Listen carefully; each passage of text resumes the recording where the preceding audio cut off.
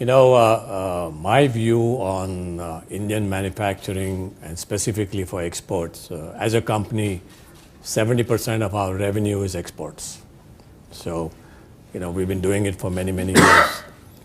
Let me just state a few of the important facts as they stand today.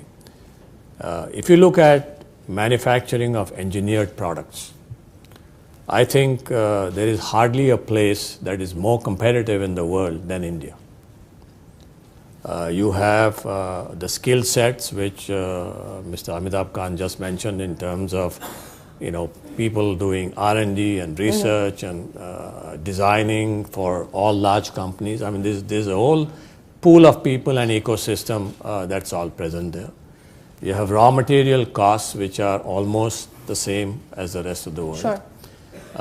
We have some amount of disadvantage in terms of our infrastructure and the infrastructure that you use in manufacturing, but that I think with whatever the government is trying to do, hopefully we see light at the end of the tunnel going forward. So I personally don't think you need incentives for exports. Okay. I think we are a competitive economy as far as exports are concerned. The problem in exports is that you have a fairly volatile global marketplace. Yes. You have a lot of capacities in place. You have labor unions in other countries which exert pressures within the system. You have social problems that come out of all this. So those are external issues. I think so. Therefore, I honestly don't think this is a challenge for us to export. I think the real challenge for us is how do we substitute import in India with Indian products, which is what Amitabh just talked about.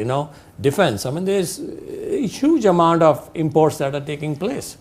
And that's only going to keep growing. I mean, it's going to keep growing exponentially unless we do something about it. On defense, let me ask you this, and we have seen significant changes as far as the FDI policy is concerned.